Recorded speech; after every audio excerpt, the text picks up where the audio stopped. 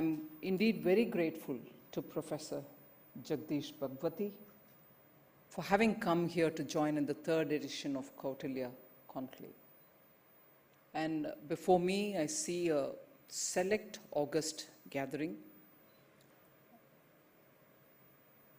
Finance Minister, no doubt, but it just makes me a bit nervous to have to talk before this rich audience. And it is your views that I look forward to at the end of this conference to guide me further in taking India's economy in all its divergence and also the challenges, the newer challenges which are coming before us, literally by the day, and make sure that India continues to be the fastest growing economy. So thank you very much for coming here. I begin with a thanks, but I really do mean, because I feel very humbled to stand on the dais along with Professor Bhagwati and to be able to address. It requires a different kind of courage, but I take the challenge. Let me at the outset thank and congratulate N.K. Singh, President of the Indian Institute of Economic Growth, and Dr. Chetan Ghate, Director of the Institute of Economic Growth, for organizing this third edition of the Kautilya Economic Conclave, which begins today, and that brings together a galaxy of renowned scholars from around the world.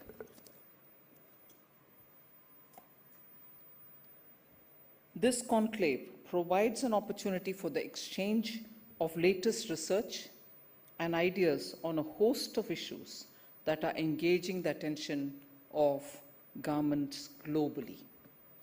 Why the India story will provide a unique opportunity for thinking about policy. And it is that which I would want to expand on a bit. India's creditable economic performance in the recent decade was underscored by its leapfrog from the 10th to the 5th largest economy in a matter of 5 years. Sustained high growth rates and maintain inflation well within the comfortable range was the challenge before us, and we are performing to our best of abilities.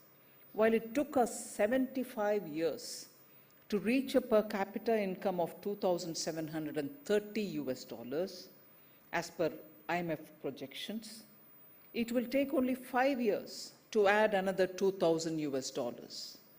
The upcoming decades will see the steepest rise in living standards for the common man, truly making it a period defining era for an Indian to live in.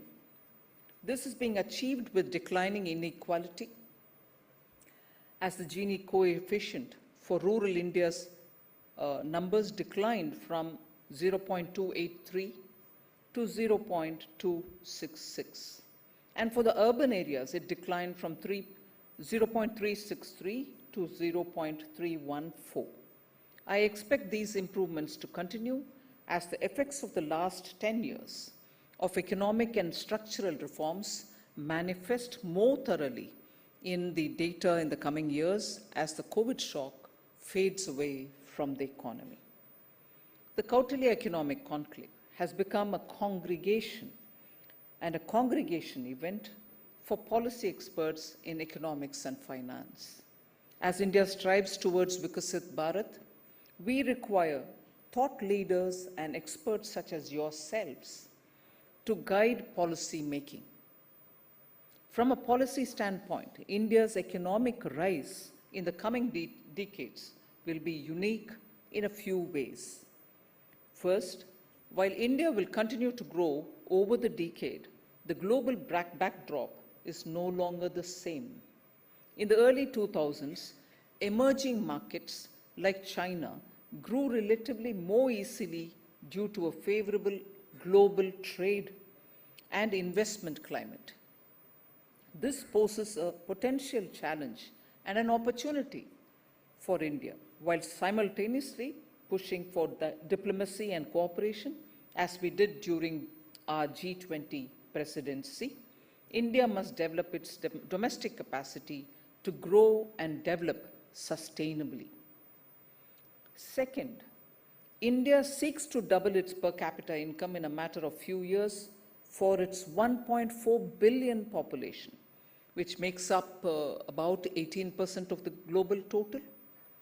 In a fragmented and fractured world, where several persistent conflicts may worsen, posing a threat to global peace that is the bedrock for prosperity. Third, the development journey will have to contend with the twin challenges of dealing with the legacy emissions of the developed world and managing India's energy transition. The balancing act requires a whole of government approach and contextualized solutions unique to India. Moreover, India's energy demand and energy use practices have something to offer to the world, such as the food to feed balance. Lastly, the advent of new technologies may leave a more lasting impact on labor, including workers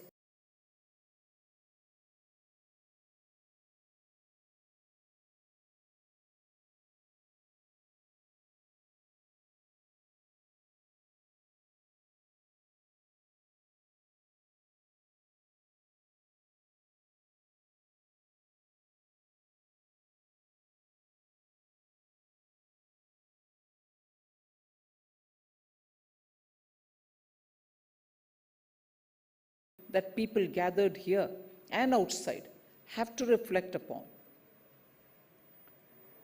The forces that will shape the Indian era. From a domestic perspective, India's youthful population provides a large base for total factor productivity improvements, savings, and investment. While India's share of the young is set to rise over the next 2 decades, several other developing economies are past their demographic peak. A nation's greatest asset during its high growth years is a young population. India needs to ensure that they are cognitively equipped, emotionally strong, and physically fit. That is our core policy priority. Second, consumption will organically rise over the coming decade. As of now, 43% of Indians are younger than 24 years of age, and they have yet to explore their consumption behavior fully. There will be organic growth in consumption as they become full-fledged consumers. Simultaneously, a rising middle class will pave the way for strong consumption, inflow of foreign investment, and a vibrant marketplace. Third, India's innovation ability will mature and improve over the coming decades. As the Global Innovation Index for 2023 shows, India has been performing above the average in innovation for its income groups. There is a gradual maturing of innovation potential across sectors. We observe, for instance, a maturing of India's services sector exports and a rise in innovative potential within this sector. The global capability centers boom that we have seen today has put India squarely at the center of innovation, with nearly 56% of GCC's revenue coming from R&D services. Similarly, our low-cost scalable innovation is evident in India's stack, low-cost vaccines, and a much-celebrated Chandrayaan mission. Fourth, our financial system is well capitalized to fuel productive credit. India's financial market has evolved into a competitive system whose crisis management, regulatory management, and governance standards are at par with those of developed financial markets. At the same time, the Indian financial system has remained nimble to the growing needs of a developing India as it widened its scale and scope of financial inclusion. There has also been a sharp narrowing in the gaps in financial access, that is between rich and the poor, male and female, rural and urban, over the past decade. Fifth, India also finds itself amidst the global geopolitical repositioning effort which is going on. This repositioning can act as a structural force to India's advantage by creating robust supply chains with countries with strategic congruence. India benefits from the new international order, which is reshaping better to reflect the power distribution of today's world. The fiscal tools and policies to establish an era of growth. I'll spend a minute on it. The role of the government lies in unleashing the structural drivers of growth using effective governance through Jan Bhagidari. With sound economic policies and strategic planning forming the cornerstone of the growth process. I outlined some key areas of the government's focus that continue laying the groundwork for Vikasit Bharat. Our government continues to uphold its commitment to reducing the fiscal deficit. Aided by buoyant revenue generation, restrained revenue expenditure growth, and healthy economic activity, the fiscal deficit is estimated to decline further from 5.6% of GDP in FY24, I'm basing on provisional actuals, to 4.9% in FY25. The commitment to fiscal discipline will not only help keep bond yields in check, but will translate to lower economy-wide borrowing costs. The quality of government expenditure continues to improve. Capital expenditure is budgeted to increase by 17.1% to 11.1 lakh crores this fiscal. This amounts to 3.4% of GDP in FY25. Additionally, a larger proportion of fiscal deficit is now accounted for by capital outlays, indicating an increasingly investment-oriented deficit financing.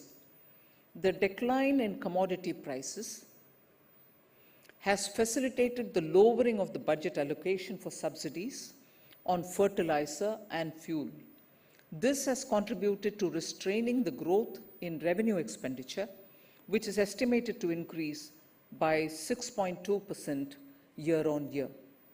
To ensure policy continuity, the bedrock of sustained growth, our government has initiated and sustained reforms across infrastructure, banking, trade policy, investment, and ease of doing business.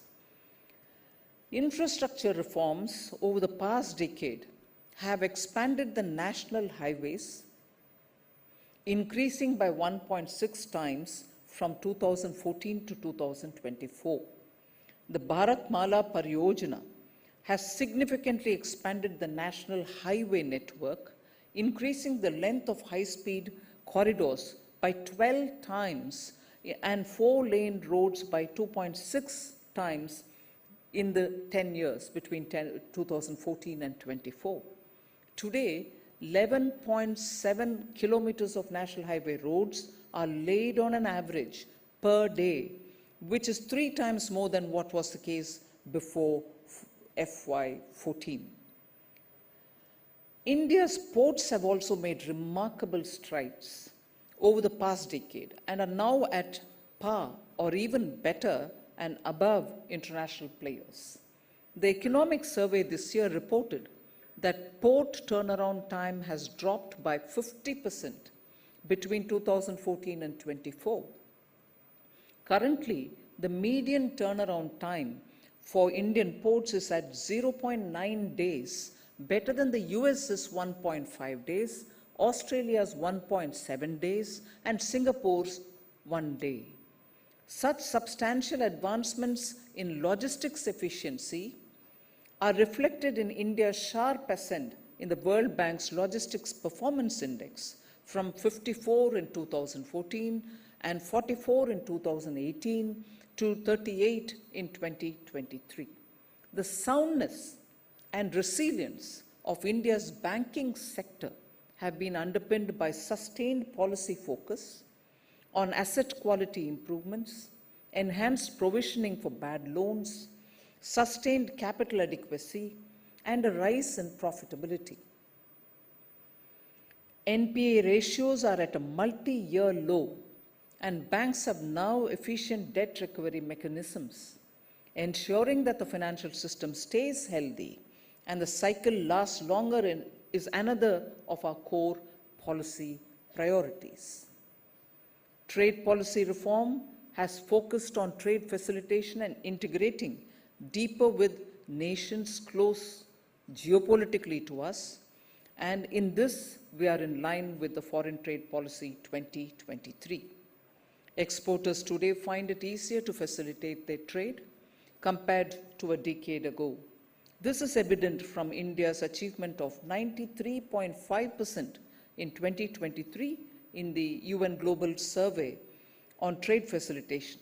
In addition, a deep free trade agreement or several deep free trade agreements with partners such as UAE, Australia, and the EFTA region, a clustered approach to developing export hubs is also being pursued through schemes such as Make in India and districts as export hubs. Investment reform and ease of doing business are central to this government's policy of minimum government and maximum governance. The government has pursued a multi-pronged policy of regulation to reduce investment costs and improve efficiency.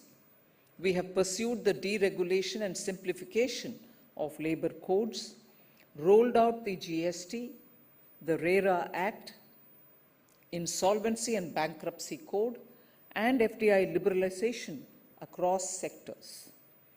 Innovation and rapid advancement in total factor productivity are required in Amrit Kal. Taking cognizance of this fact, for the year FY24, that is, budget allocated 1,200 crore rupees to research and development projects. Further research and development brought forth by a collaboration between academia, the private sector, and government bodies remains key to tapping innovation in the country.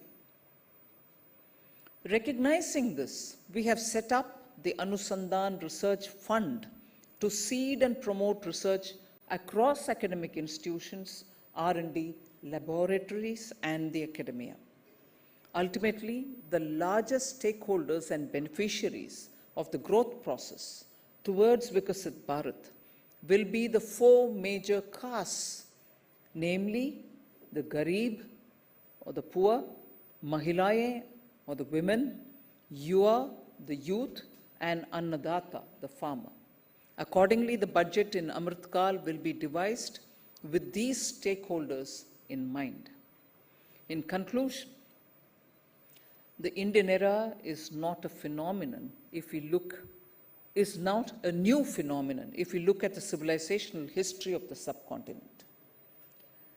For 1,000 years, India has created a cultural sphere of philosophy, polity, science, and art which spread across borders, not through conquests, but through its cultural magnificence. During this period, the rest of the world benefited from India's soft power.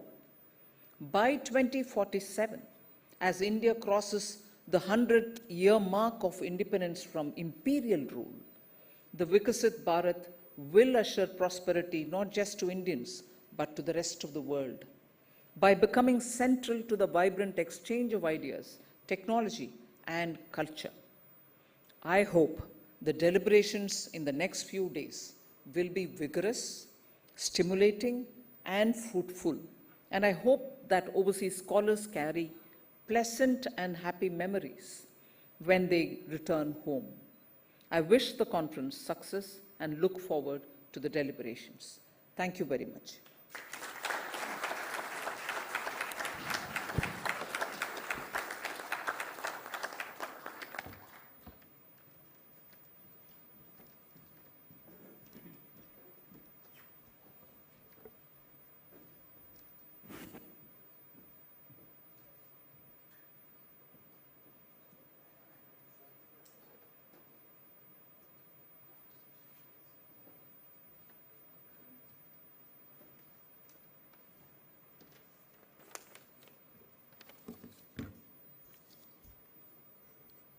Thank you very much for that far-reaching inaugural address, Finance Minister, encapsulating India's economic strategy.